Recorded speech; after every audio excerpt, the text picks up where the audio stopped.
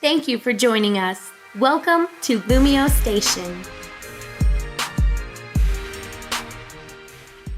Yo, what is going on, LumioStation? This is your boy Dan, aka aDrive, bringing you guys a brand new series here on LumioStation called Never Say Never. Now, this is going to be a brand new Wi-Fi battle series focusing on the lower tiers, specifically NU and PU. And what I'm going to be doing is every Saturday, I'm going to bring you guys a new battle using your sets in the comment section below. So what I need you guys to do is if you want me to use a Pokemon, it's got to be in the NU tier below, and you got to give me its move, its nickname, the Pokemon, the item. I want you guys to pick everything, and then I'm going to be featuring it on my channel. I'm going to be showing off your little comment and also picking the Pokemon that you guys want me to use, and I'm going to be battling with those Pokemon, showing you guys that you should never say never. And some of these Pokemon that people have never really heard of or never used, they actually have some sort of viability as well. So I'm really excited to be bringing you guys a series. In the meantime, I'm going to be showing you guys this little Wi-Fi battle just to show you guys what I'm all about. I'm actually facing this guy named Dre. He's sent me a challenge through passerbys, and I was like, you know what? I'll just bring him some NU tier action here, and he is bringing the power, but I thought it'd be a lot of fun to battle him anyway. So one thing I do want to mention as well is not only will I be using your guys' sets for the battles, but I'll also be taking battles against you guys on my Twitch live stream, which I do every day. I stream every single day, and those battles will be taking place live, and then I'll be re-uploading them and re-commentating them for the LumioStation channel for every Saturday. So if you guys are digging it, I want you guys to give me a thumbs up rating. 500 likes would be absolutely phenomenal, just to let me and the rest of the Lumios guys know that you're digging this new series idea, you're digging it. I know the idea itself isn't exactly innovative. I know Shady used to have a series similar to like this, and there's a couple other YouTubers who have done something similar, but I really wanted to get the LumioStation fans involved, and I wanted to bring you guys what I consider to be my expertise, which is the NU tier. So anyway, we're gonna jump right into the battle. So he leaves with Frostless. I know he's gonna taunt me, whatever. I'm just gonna switch out, not a big deal. We go into Malamari here, which is the Malamar, which is a pretty big threat in the NU tier. Now I am running a Choice Scarf Malamar. I'm actually gonna go for the switcheroo here and just send him over my Choice Scarf because I know that Frostless typically does want a Destiny Bond after it gets up its layers of spikes. It's exactly what he's gonna do. He's gonna click Destiny Bond and then he's locked into it. So now I know, well, I don't really have to attack him. I can kind of just chill here, or I can get the heck out of here. So I'm gonna switch out and go into Ellie. Now Ellie is my Sand Slash, and Sand Slash is carrying Stealth Rocks and Rapid Spin and Knock Off and Earthquake. So I know I could sit here and Rapid Spin on anything he wants to do. There's no reason for me to knock off because I know he's just going to keep Destiny Bonding. So this gives me an opportunity to set up my Stealth Rocks, and then if he switches, I can just go for a Rapid Spin.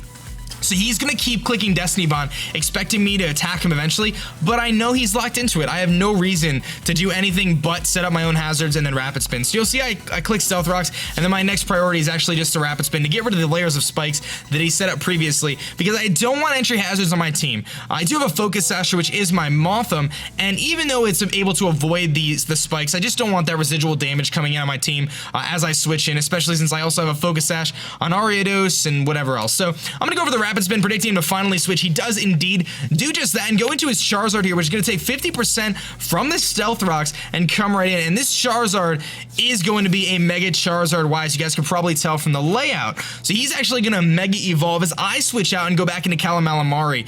Now, I felt like Malamar without a Choice Scarf isn't going to be nearly as useful as it otherwise would be, because now it doesn't have a very good speed stat. I'm not going to be able to superpower and like keep building up my stats, so it made the most sense to switch out. Not a big deal. I go into Malamari basically as Death Water, because I know if I'm going to beat Dre's team and his onslaught of offensive threats, it's going to take a lot of good plays and good predictions and all that other stuff. So he's going to fire off a big Solar Beam here, and that is going to knock out...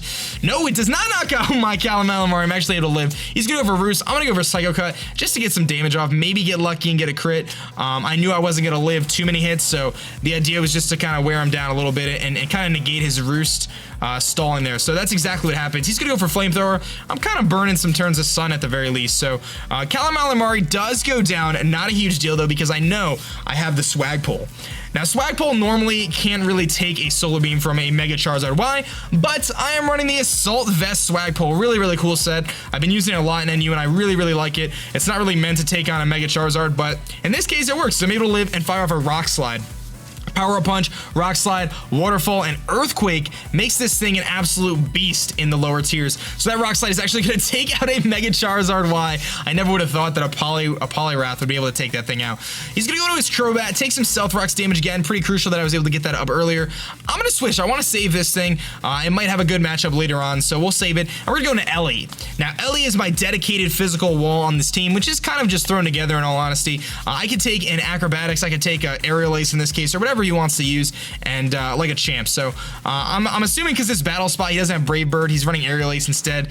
Kind of weird. I don't get it. Acrobatics makes more sense, but that's kind of the stuff that you run into when you get on battle spot. So just to clarify, this series is against Wi-Fi battles against you guys and my viewers as well, not against battle spot. So anyway, in comes a Bisharp on a Sandslash. I don't quite get that. I'm gonna go for the knockoff. That's gonna get rid of any item that he is holding, which is going to be, of course, the Assault Vest. Kind of weird, but either way, I don't know what a Bisharp can do to an impish, fully defensive Sandslash. I really don't. He's going for the knockoff to get rid of my leftovers, but dude, you're gonna take a huge Earthquake in the meantime. Here comes that Earthquake. That is going to do a significant amount of damage to this Bisharp, and actually comes so close to knocking it out. It's not actually gonna knock him out, but he's gonna save his Bisharp for later. Kind of weird. At that point, if I was him, I would have just fired off like an Iron Head or something, try to get a flinch.